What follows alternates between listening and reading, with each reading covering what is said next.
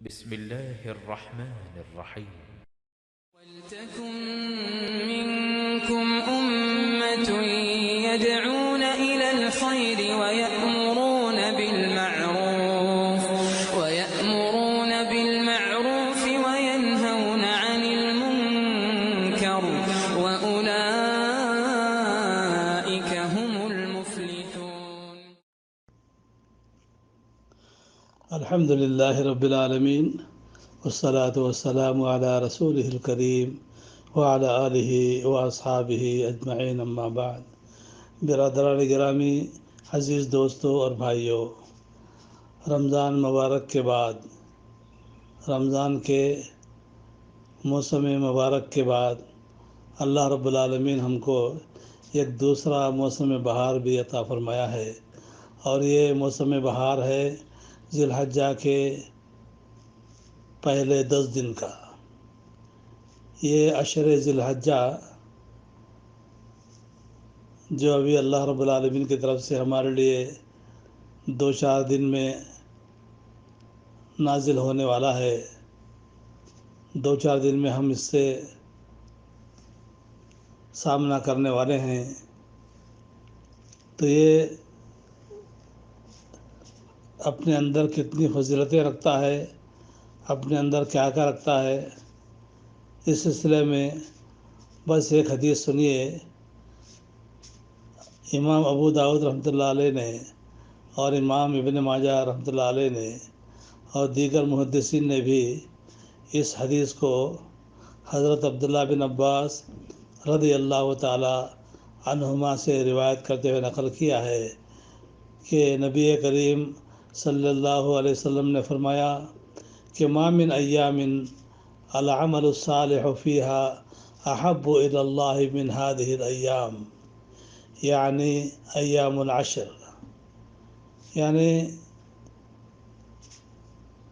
ان ذی الحجہ کے 10 دنوں کے اندر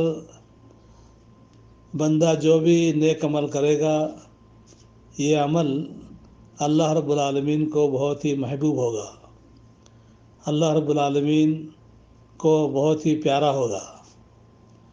یعنی چاہے عمل چھوٹا ہو یا بڑا ہو، یہ اللہ تعالیٰ کو بہت ہی پسندیدہ ہوگا. تو صحابہ کرام نے عرض کیا کہ یا رسول اللہ، ولا الجہاد فی سبیل اللہ، کیا ان دنوں کا جہاد فی سبیل اللہ بھی اللہ تعالیٰ کو محبوب ہے؟ تو اللہ کے نبی نے فرمایا کہ نہیں، جہاد فی سبیل اللہ سے بھی کم درجے کا ہر چھوٹا عمل اللہ رب العالمین کو محبوب ہے، الا یہ کہ اگر کوئی شخص اپنی جان اور اپنے مال کے ساتھ جہاد فی سبیل اللہ کے لیے نکل گیا ہو اور وہ گھر واپس نہ جان سے ہوا ہے نہ مال سے، تو ایسا شخص اس کی خصوصی اور الگ فضیلت ہوگی. لیکن دیگر اور اعمال صالحہ ان ایام میں اللہ تعالیٰ کو بہت ہی محبوب ہوں گے. تو بھائیو، یہ جو اللہ کے نبی صلی اللہ علیہ وسلم نے فرمایا ہے کہ ان دنوں کا ہر عمل، چاہے وہ چھوٹا ہو یا بڑا ہو، فرض ہو یا نفل ہو، مستحب ہو یا جائز ہو، جو عمل بھی ہو، یہ اللہ تعالیٰ کو بہت ہی پسندیدہ ہے. تو آئیے میں آپ کے سامنے تقریباً 160 سے اوپر کچھ اعمال کا تذکرہ کرنا چاہتا ہوں کہ ہم ان کو یاد رکھیں، ان کا استحضار کریں، اور ان ایام کے جن دنوں میں بھی ہم ان اعمال کو کر لیں گے تو ان دنوں کا یہ عمل یا یہ اعمال جتنے کچھ ہم سے اللہ رب العالمین کروا لیتا ہے، وہ اللہ تعالیٰ کو بہت ہی پیارے ہوں گے، اللہ کو بہت ہی محبوب ہوں گے. تو میں بغیر کسی تفصیل کے میں آپ کے سامنے صرف جو ہے اعمال گنواؤں گا، آپ اس کو نوٹ کرتے جائیے یا یاد کرتے رہیے، یا ذہن میں اس کو حاضر کرتے جائیے، اور پورے 21 ذی الحجہ سے 10ویں ذی الحجہ تک دن اور رات میں ان اعمال کو کرنے کی کوشش کریں۔ چلیے، بغیر نمبر کے میں آپ سے ذکر کرتے جاؤں گا کہ تمام فرض نمازیں اور روزہ، چاہے نفل ہو یا عرفے کا روزہ ہو، صدقہ اور خیرات، تحلیل یعنی لا الہ الا اللہ کا کثرت سے ذکر کرنا، تسبیح یعنی سبحان اللہ کا ذکر کثرت سے کرنا، تحمید یعنی الحمدللہ کا ذکر کثرت سے کرنا۔ یعنی کوئی بندہ اگر سبحان اللہ والحمدللہ ولا الہ الا اللہ واللہ اکبر ان کو ملا کر بھی ذکر کرتا ہے تو یہ بھی زیادہ فضیلت والا عمل ہوگا۔ پھر اس کے بعد تکبیر، اللہ اکبر کبیرہ، سبحان اللہ بکرۃ و اصیلا کی کلمات سے تکبیر بلند کرنا، اور اسی طرح ولا حول ولا قوت الا باللہ، اس کو اللہ کے نبی نے کنز کہا ہے کہ یہ جنت کے خزانوں میں سے یہ خزانہ ہے، ولا حول ولا قوت الا باللہ۔ اور اسی طرح اذان کا جواب دینا، استغفار کی کثرت، ہمیشہ اللہ رب العالمین سے دعائیں کرتے رہنا، نبی کریم صلی اللہ علیہ وسلم پر درود و سلام کی کثرت، قرآن مجید کی تلاوت تدبر کے ساتھ، قرآن کو حفظ کرتے ہوئے اور کثرت سے قرآن کی تلاوت کا اہتمام کرتے ہوئے،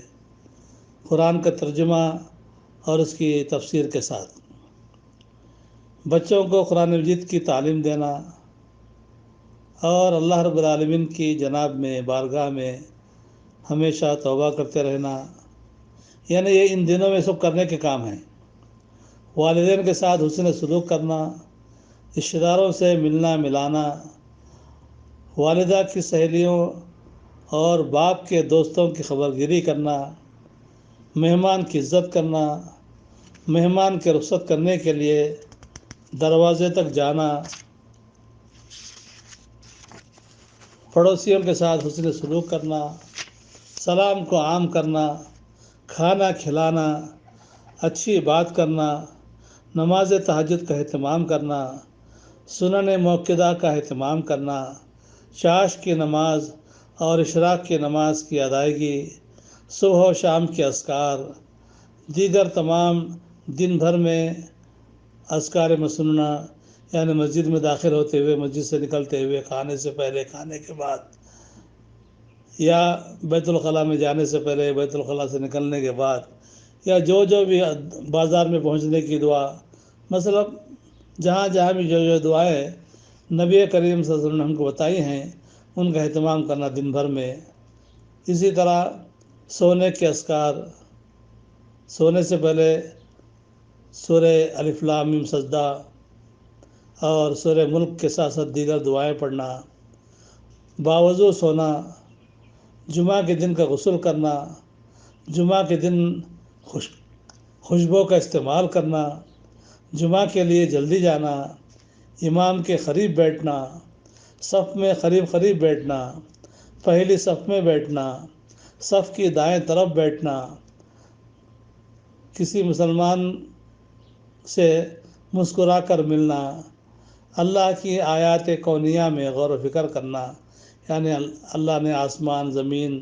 دن رات پیدا کیے ہیں تو ان میں غور کرنا، فکر کرنا، یہ بھی جو ہے نیکی کا کام ہے، یہ بھی عمل صالح ہے۔ مسلمانوں کی طرف سے تکلیف پر صبر کرنا، کسی کو ناحق تکلیف نہ پہنچانا، آپس میں حسن معاملہ کرنا اور معاملات میں نرمی اختیار کرنا، غصہ پی جانا، وعدہ پورا کرنا، نماز توبہ کا اہتمام کرنا، تحیۃ الوضو کا اہتمام کرنا، لوگوں کو اچھی نصیحتیں کرنا، اور جو ان پڑھ ہیں ان کو دین کی تعلیم دینا، نیکی کا حکم دینا، برائی سے روکنا، مظلوم کی مدد کرنا، ہمیشہ نگاہیں نیچی رکھنا، یعنی نامحرم غیر محرم عورتوں کی طرف نگاہ نہ اٹھانا، مسلمان کی ملاقات اور زیارت کے لیے جانا، نماز جنازہ میں شرکت کرنا، کسی حادثے کا شکار مسلمان کی خیریت دریافت کرنا، بیمار کی عیادت کرنا، مسلمان کی دعوت قبول کرنا، غمگین شخص کے ساتھ مواسات اور دلگیری کرنا، ایک نماز کے بعد دوسری نماز کا انتظار کرنا، مسجدوں میں حلقہ تعلیم میں شرکت کرنا، مؤذن کے کلمات کا جواب دینا، اذان کے بعد کی دعائیں پڑھنا، علماء کرام کی عزت و تکریم کرنا، شبہات کے ازالے کی کوشش کرنا، ہدیے کا تبادلہ یعنی ایک دوسرے کو ہدیہ دینا، مصافحہ کرنا، بڑوں کی عزت و احترام کرنا، چھوٹوں پر شفقت اور رحم کرنا، کسی کے قرض کی ادائیگی کے لیے کوشش کرنا، ضرورت مند کو قرض دینا، تنگ دست کو مہلت دینا، قرض ادا نہ کر سکنے کی صورت میں قرض معاف کر دینا، ضرورت مندوں کے غراموں اور ٹیکسوں کی ادائیگی میں مدد کرنا، سفارش کرنا، راستے سے تکلیف دہ چیزوں کو ہٹانا، خرید و فروخت میں نرمی اور چھوٹ کا معاملہ کرنا، مسلمان کے عیب کی پردہ پوشی کرنا۔ یہ تقریباً 80 نیک اعمال تک بات ہماری پہنچی ہے۔ دوسری کلپ سنیے ضرور، جس میں میں آپ کے سامنے بقیہ اعمال کا ذکر کروں گا۔ اللہ سے دعا ہے کہ اللہ تعالیٰ مجھے اور آپ کو ان ایام مبارکہ میں ہم کو کثرت سے نیک اعمال کرنے کی توفیق عطا فرمائے۔